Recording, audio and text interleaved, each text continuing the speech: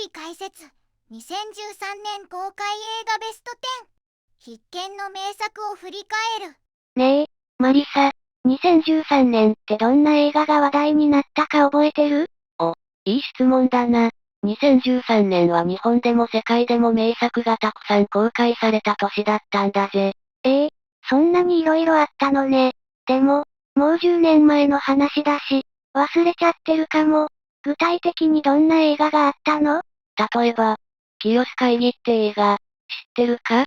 三谷幸喜監督が歴史を題材にしながらも、コメディ要素を交えた面白い映画なんだぜ。歴史映画なのにコメディ？ちょっと気になるかも。それだけじゃないぜ。アクション映画なら、エンド・オブ・ホワイトハウスみたいな。ホワイトハウスがテロリストに襲撃されるスリリングな作品もあるし、アニメなら、モンスターズ・ユニバーシティも大ヒットしたんだぜ。おお、聞いたことある作品ばっかり。それぞれに特徴がありそうね。ああ、他にも、永遠のゼロみたいに戦争をテーマにした感動作もあったし、コメディ映画ではぬいぐるみが大暴れする、テッドなんかも話題になったな。うわ、気になる映画がいっぱい。じゃあ、今日は2013年に日本で公開された映画の中から、特に話題になったベスト10をランキング形式で紹介していくのね。第10位、清須会議。お、三谷幸喜監督の作品だな。歴史映画なんだけど、コメディ要素もあって楽しめる映画だぜ。歴史とコメディって相性がいいの？なんか意外な組み合わせな気がするんだけど。それが三谷幸喜監督の得意技なんだぜ。清須会議は、織田信長の死後、誰を後継者にするのかを決める会議を描いた作品なんだ。これ、実際に歴史上で行われた会議なんだぜ。そんな大事な会議をコメディタッチで描いたの？そうなんだ。普通の歴史映画だと、シリアスで重厚な展開になりがちだけど、清須会議は登場人物たちが駆け引きを繰り広げる様子をユーモアたっぷりに描いているんだ。確かに、歴史の裏側って意外と人間臭い部分がありそうだもんね。でも、具体的にはどんな話なの？物語の中心は、柴田勝家、役所広司と羽柴秀吉、大泉洋の対立だ。織田家の後継者を誰にするかっていう問題をめぐって、それぞれの思惑が交錯するんだぜ。秀吉は交渉力を活かして巧みに周囲を味方につけていくし、勝家は武将らしく真っ向勝負で挑む。この二人のやりとりが見どころなんだ。なるほど。それで会議の場が緊迫したり、駆け引きが繰り広げられるわけね。でも、それって実際の歴史通りなの？基本的には史実に沿っているけど、三谷幸喜監督らしく、ユーモアや脚色を加えているんだぜ。例えば、キャラクターのやりとりがちょっと現代的だったり、演出が独特だったりして、歴史に詳しくなくても楽しめる作りになってるんだ。それは面白そう。ちなみに、他にはどんなキャラクターが出てくるの？織田家の重臣たちが登場するのも見どころだぜ。例えば、丹羽長秀、小日向文世は冷静沈着な調整役として動くし、池田恒興、佐藤浩市はちょっと癖のあるキャラとして描かれている。そして、信長の息子織田信勝、妻夫木聡も登場するけど、ちょっと頼りない感じで描かれているんだ。なるほどね。歴史の裏側をコメディっぽく見せるのって、新鮮かも。難しそうなテーマだけど、楽しく見られそうね。そうなんだぜ。三谷幸喜監督の作品って、会話劇が魅力だから、セリフの応酬が面白いんだ。それに、重厚な歴史ドラマとは違って、気軽に見られるのもポイントだな。第9位、エンド・オブ・ホワイトハウス。これは手に汗握るアクション映画だぜ。鉄壁の要塞ホワイトハウスがたった13分で占拠される衝撃の展開で、スリル満点の作品なんだ。ホワイトハウスが占拠。そんなこと現実に起こったら大変なことじゃない。まさにその危機が映画のテーマなんだ。テロリストが圧倒的な戦術でホワイトハウスを制圧し、大統領を人質にする。しかも要求は日本海周辺に展開する第7艦隊と在韓米軍の撤退。アメリカにとって、まさに最悪の状況だぜ。うわぁ。それでどうするの？普通なら軍が突入するんじゃ？それが、特殊部隊の突入作戦もことごとく失敗するんだ。ホワイトハウスは難攻不落の要塞と化してしまって、外からは手が出せない。まさに絶望的な状況だぜ。じゃあもう終わりじゃん。そこで登場するのが、主人公のマイク・バニングだ。彼はかつて大統領専属のシークレットサービスだったんだけど、ある事件で職を外されて、デスクワークをしていたんだ。そんな人がどうやって戦うの？ホワイトハウスの内部構造を熟知している彼は、一人で内部に潜入することに成功するんだ。そして、必ず救出するとペンタゴンに近い、たった一人で大統領を救うために戦い始める。うわぁ、それってもう映画の主人公にぴったりの展開じゃん。そうだろ？バニングはホワイトハウスの秘密の通路を使って移動し、次々と敵を倒していく。まるで戦場にいる特殊工作員みたいな戦い方で、テロリストを追い詰めていくんだ。でも、テロリストも簡単には負けないんでしょ？もちろんだぜ。彼らの目的は単なる人質事件じゃない。北朝鮮との緊張を利用して、アメリカを揺さぶるという巨大な陰謀が背後に隠されているんだ。バニングは敵と戦いながら、その真の目的を暴いていくことになる。ただのアクション映画じゃなくて、政治的な要素も絡んでるのね。そうなんだ。大統領を人質に取られたアメリカは、決断を迫られる。果たしてバニングは大統領を救い、ホワイトハウスを奪還できるのか。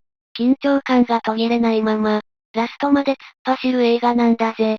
アクションとスリル満点の展開、そして政治的な駆け引きもあるなんて。これは見応えがありそうね。そうだろ？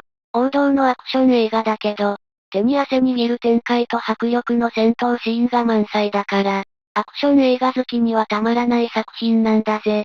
第8位、ストロベリーナイト。これは刑事ドラマの映画版だぜ。人気小説を原作に、2012年にドラマ化されて大ヒット。その続編として映画化されたんだ。刑事ドラマの映画化か。テレビドラマの続きってこと？そうだぜ。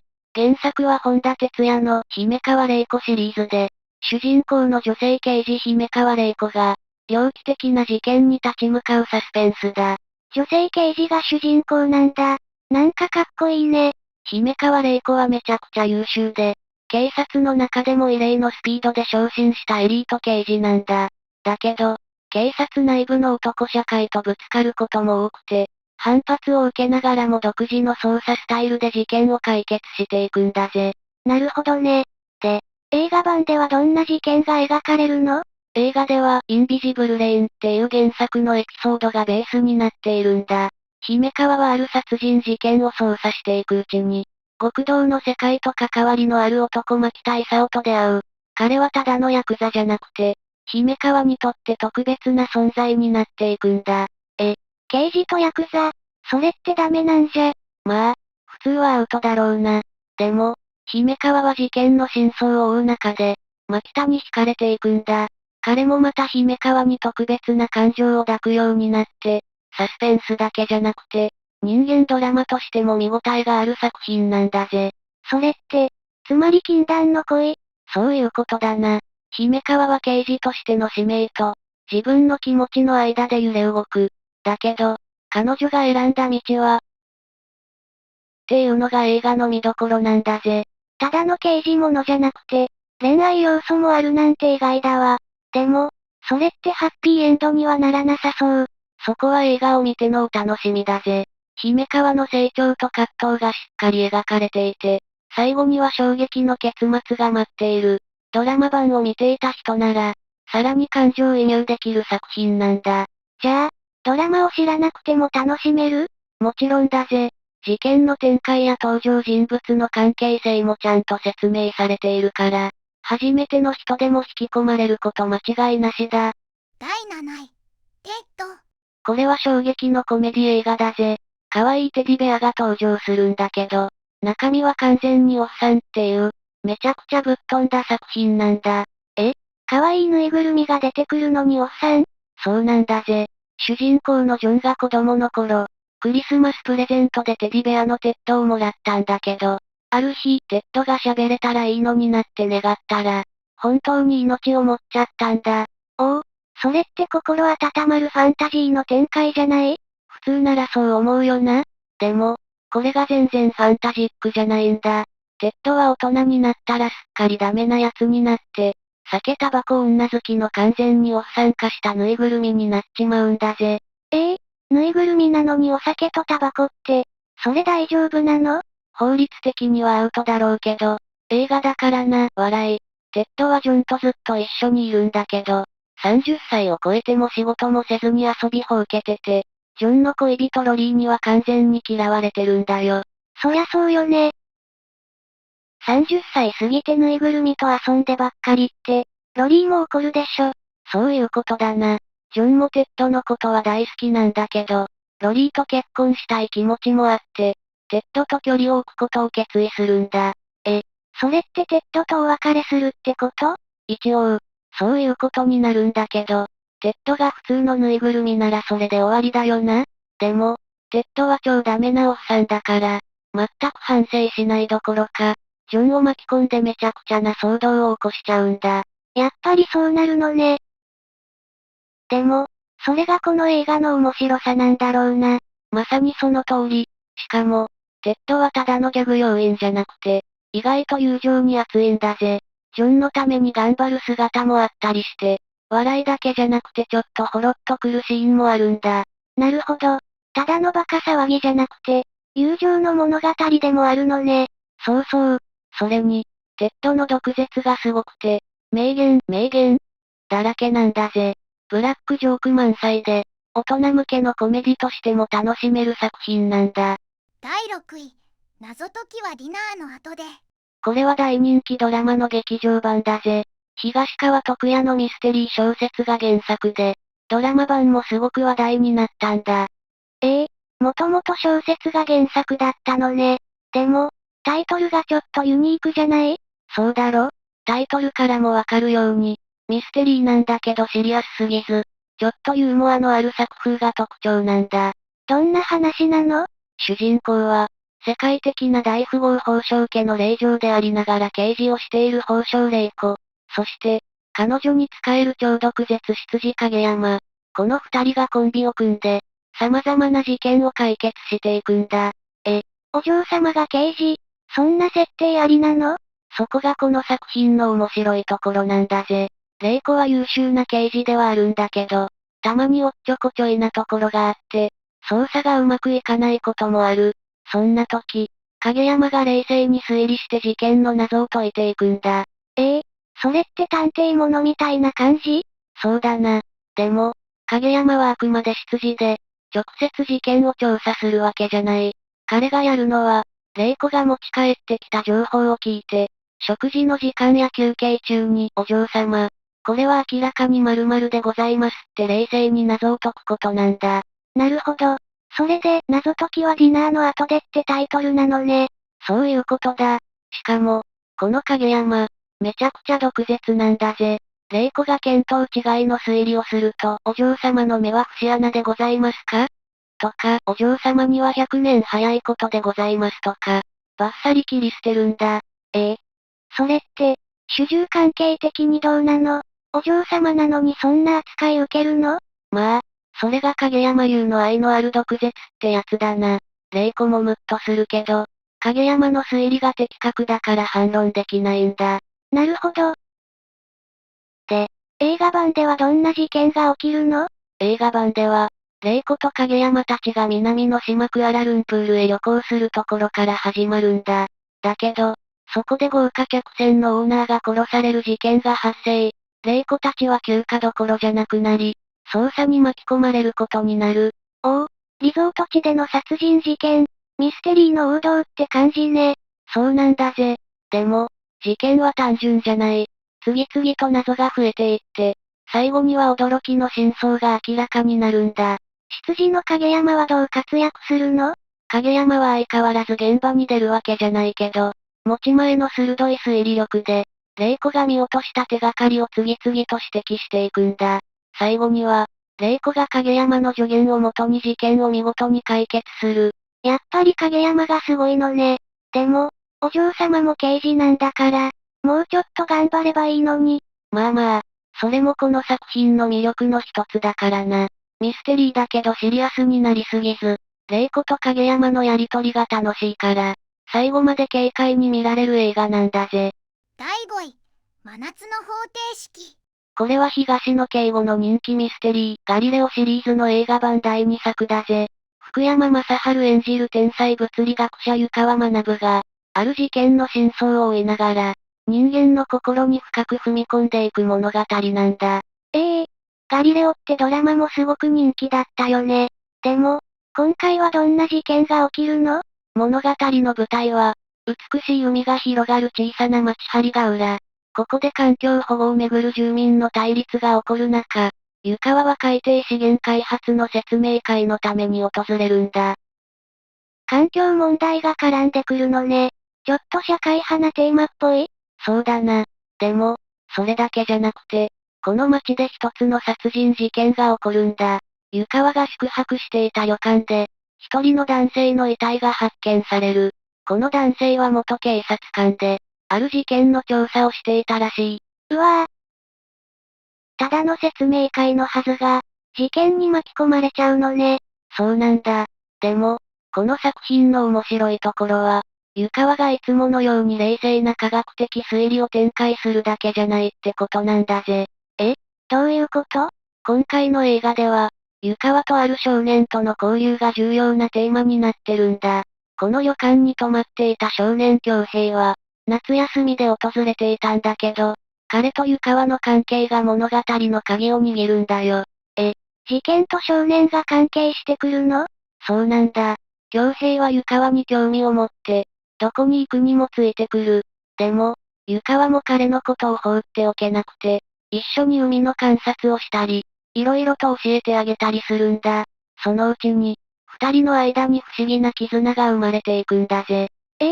なんだか心温まる感じ。でも、それと事件はどう関係するの？実はこの少年の家族が、事件と深い関わりを持っているんだ。そして、湯川が真相にたどり着いた時、ある衝撃的な事実が明らかになる。それってどういうこと？これ以上はネタバレになるから言えないけど、この映画はただの推理物じゃなくて、見る人の心を揺さぶるヒューマンドラマになってるんだ。特にラストの展開は、ただの事件解決じゃなくて、もっと深いテーマが込められてるんだよ。なるほど。推理だけじゃなくて、人間関係や心情が重要になってくるのね。そうそう。湯川はいつも理論的で冷静な人間だけど、この映画では彼の人間味が垣間見えるシーンが多いんだぜ。今までのガリレオシリーズとは少し違うテイストになってるのもポイントだな。単なる謎解きじゃなくて、人の感情とか、家族の秘密とか、いろんなものが絡んでくるミステリーなのね。第4位、モンスターズ、ユニバーシティ。これはディズニー&ピクサーの人気アニメ映画、モンスターズインクの前日譚だぜ。2001年に公開されたモンスターズインクは覚えてるか？もちろん、モンスターたちが子供を驚かせてエネルギーを集める会社の話でしょ？サリーとマイクが最高のコンビだったよね。そうそう。でも、このモンスターズユニバーシティでは、彼らがまだ大学生だった頃の話なんだ。どうやって最強のコンビになったのか、その過程が描かれてるんだぜ。つまり、二人の若い頃のエピソードってことね。でも、最初から仲良しだったの？それが、最初は全く逆だったんだ。マイクは優等生で怖がらせ学部に入るのが夢だったんだけど、見た目が怖くないから周りからなかなか認められない。一方、サリーは名門一家出身で、怖がらせの才能はあるけど怠け者で自信過剰。だから二人は最初、犬猿の仲だったんだよ。あんなに仲の良い二人が最初はライバルだったの？そうなんだぜ。二人ともプライドが高くて、大学では常に張り合ってたんだ。ある日、大きな失敗をしてしまって、二人とも怖がらせ学部を退学寸前になっちまうんだよ。じゃあ、二人はどうやって巻き返すの？そこで登場するのが、怖がらせ大会だ。大学で開催されるこの大会で優勝すれば、学部に戻ることができる。そこで二人は仕方なく手を組んで、一緒に優勝を目指すことになるんだ。なるほど。でも、二人って性格が正反対じゃない？うまくいくの？最初は全然うまくいかないんだぜ。でも、チームメンバーと協力しながら、だんだんお互いのことを理解していくんだ。マイクは知識を活かして作戦を立て、サリーは自分の才能を信じすぎず、努力するようになる。そして、二人は最高のコンビになっていくんだよ。最初はライバルだったのに、徐々にコンビとして成長していくのね。そうなんだぜ。それに、この映画の面白いところは、ただの友情物語じゃなくて、夢に向かって努力することの大切さを描いてるってことなんだ。どういうこと？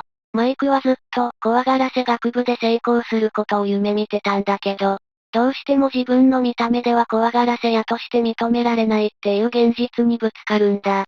最終的に彼は怖がらせ屋の道を諦めるんだけど、代わりに別の才能を見つけて新たな道を歩み始めるんだよ。なるほど。夢を追い続けることも大事だけど、現実を受け入れて新しい道を探すのも大切ってことね。そうそう。だから、子供向けのアニメだけど、大人が見ても深く考えさせられる作品になってるんだ。ただのファンタジーじゃなくて、人生の教訓が詰まってる映画って感じね。ますます見たくなってきた。第3位。永遠のゼロ。これは百田直樹のベストセラー小説を映画化した作品で、戦争をテーマにしながらも、家族の絆や生きる意味を深く考えさせられる感動作なんだぜ。戦争映画か。ちょっと重そうな内容ね。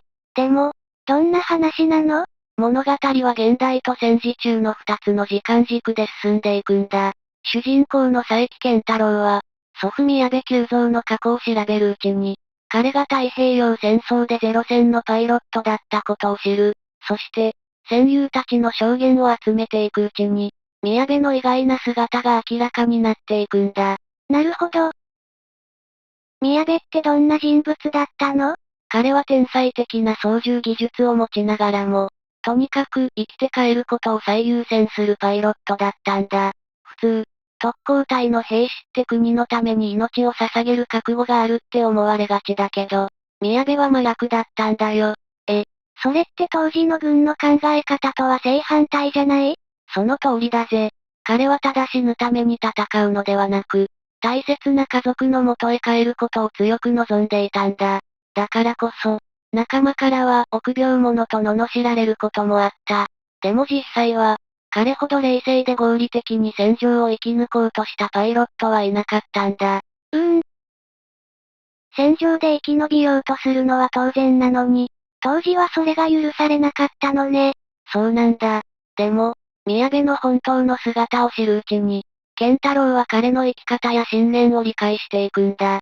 戦友たちの話を聞くたびに、宮部の人間性が少しずつ浮かび上がってくる。彼は家族を守るために戦っていたんだよ。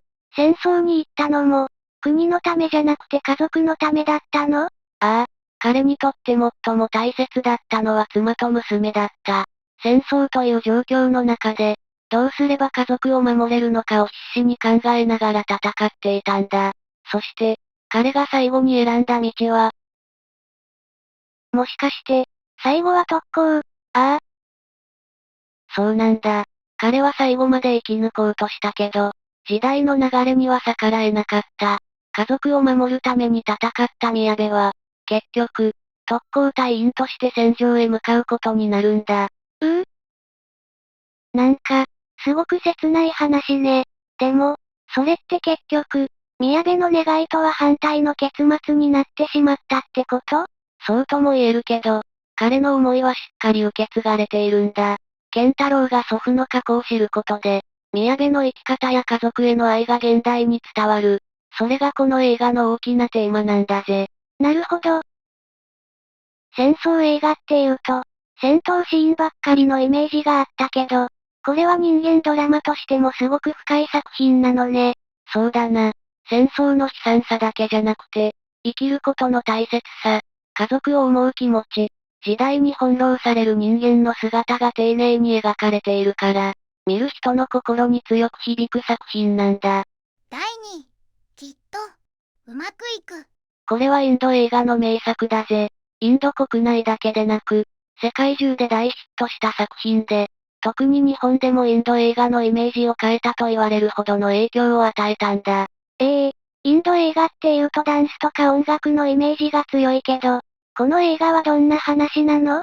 物語の中心は、インドの超難関工科大学に通う3人の親友、ランチョウ、ファルハーン、ラージューの学生生活と彼らの成長を描いたものだぜ。でも、ただの青春映画じゃなくて、学歴社会やプレッシャー、人生の選択について深く掘り下げられているんだ。学歴社会？なんか日本とも通じるものがありそう。そうなんだぜ。インドは超学歴社会で、いい大学に入ることが人生の成功に直結するって考えが根強い。だから、学生たちは親の期待や社会のプレッシャーに押しつぶされそうになりながら勉強してるんだ。それって、すごく大変そう。で、主人公のランチョウはどういうキャラなの？ランチョウは天才的な頭脳を持ちながら、自由な発想で学ぶことを楽しむ学生なんだ。点数のために勉強するんじゃない。本当の知識を身につけることが大切だっていう考え方で、型にはまった教育制度に疑問を持ってるんだぜ。なるほど。普通のガリツトムタイプじゃなくて、学ぶことの本質を大事にするタイプなのね。そうそう。でも、学長のビールーサハストラブって、通称ウイルスは厳格な学歴主義者で、ランチョウの考え方を全く認めないんだ。ランチョウは彼に何度も反抗しながら、周りの学生たちにも自分らしく生きろって影響を与えていくんだよ。おお、まさに革命児って感じね。でも、それって結構危ないんじゃ。ああ、当然、学長との対立は深まるし、彼の友人たちもそんな甘い考えで社会でやっていけるのかって葛藤するんだ。特にラージュは貧しい家庭の出身で、家族の期待を一身に背負ってるから、乱調の影響を受けつつも、現実との板挟みになるんだ。うわぁ。夢を追うことと、現実との間で揺れる感じ、すごく共感できる。そうだろ？でも、この映画はただのシリアスな話じゃなくて、笑いあり、感動ありのエンタメ性も抜群なんだ。しかも、インド映画らしいダンスシーンも入ってて、見てると自然と前向きな気持ちになれるんだぜ。シリアスなテーマだけど、楽しく見られるように工夫されてるのね。そうなんだ。しかも、乱調の口癖、R is well, きっと、うまくいくわ。映画を見た人の心に残る名言になったんだぜ。おお、それいいね。何があっても、きっと、うまくいくって思えたら、ちょっと元気が出そう。そうなんだよ。ただのコメディでもなく、ただの感動作でもなく、見る人の人生観を変えるほどのメッセージ性が詰まってるから、この映画は世界中で愛されてるんだ。第1マン・オブ・スティール。ついに来たな。これは DC コミックスのスーパーヒーロースーパーマンの新たなリブート作品で、ザック・スナイダー監督、クリストファー・ノーラン制作の超大作アクション映画だぜ。スーパーマンって、あの赤いマントをつけた最強ヒーローのことよね。でも、何度も映画化されてるし、わざわざリブートする必要があったの？いい質問だぜ。確かにスーパーマンは何度も映画化されてきたけど、マン・オブ・スティールは従来の作品とは違って、よりリアルでダークな世界観を描いた新しい解釈のスーパーマンなんだ。リアル路線のスーパーマンってちょっと想像できないわね。どんな話なの？物語はスーパーマンことクラーク・ケントの生い立ちから始まるんだ。彼はクリプトン星の滅亡を逃れて地球に送られ、カンザスの農家に育てられるんだけど、幼い頃から自分が普通の人間じゃないことに悩み続けるんだよ。確かに、地球人とは違う能力を持ってたら、普通に生きるのは難しそう。そうなんだぜ。クラークは自分の正体を隠しながら生きてきたんだけど、ある日、自分の本当の出自とクリプトン星の過去を知ることになる。そして、地球に降り立ったクリプトン人の軍人ゾット将軍と対決することになるんだ。それってつまり、敵もスーパーマンと同じくらい強いってこと？そういうことだぜ。ゾット将軍もスーパーマンと同じクリプトン人だから、同じ能力を持ってる。だから、戦いは地球規模の第3次レベルになるんだよ。うわぁ、それって地球がめちゃくちゃになっちゃうんじゃ。まさにそう。映画のクライマックスでは、スーパーマンとゾット将軍の壮絶なバトルが繰り広げられるんだけど、街が破壊される規模が桁違いなんだ。まるで神々の戦いを見ているような圧巻のアクションシーンだぜ。なるほど。でも、スーパーマンって基本的に正義のヒーローって感じだけど、この映画ではどんなキャラなの？そこが、マン・オブ・スティールの特徴なんだぜ。この作品では、クラークの人間としての葛藤がすごく丁寧に描かれてる。自分がどこから来たのか、どうやって生きていくべきか、そして、地球を守るためにどんな選択をすべきかっていう、すごく深いテーマがあるんだよ。単なるヒーローものじゃなくて、スーパーマンの成長と苦悩が描かれるってことね。そうなんだ。だから、今までのスーパーマン映画とは全然違う印象を受けるんだぜ。映像も圧倒的な迫力だし、アクションだけじゃなくてストーリーもしっかりしてるから、ヒーロー映画が好きな人はもちろん、今までスーパーマンを知らなかった人でも楽しめる作品になってるんだ。総評、まとめ。いやー、2013年の映画ランキングを振り返ってみたけど、本当に名作揃いだったわね。そうだろ？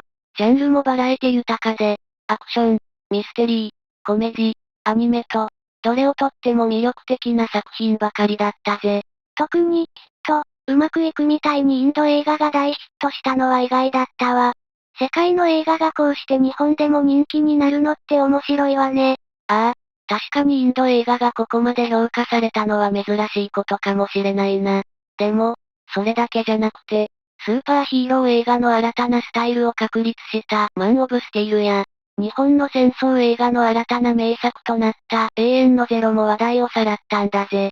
それに、モンスターズ・ユニバーシティみたいなアニメも感動的だったし、テッドみたいなブラックコメディもインパクトがあったよね。そうなんだ。2013年は、ただ面白いだけじゃなくて、人生や価値観について考えさせられる映画も多かったんだぜ。単なるエンタメじゃなくて、深みのあるストーリーが多かったのも印象的だったな。本当に、こうして振り返ってみると、2013年って映画史に残る作品がいっぱいあった年だったのね。まさにその通り、もし気になる映画があったら、ぜひチェックしてみてくれよな。最後までご視聴いただきありがとうございました。これからも役立つ情報をお届けいたしますので、チャンネル登録と高評価をよろしくお願いします。コメント欄でご意見や質問もお待ちしています。それではまた次回お会いしましょう。バイバイ。今日も一日良い日で、またね。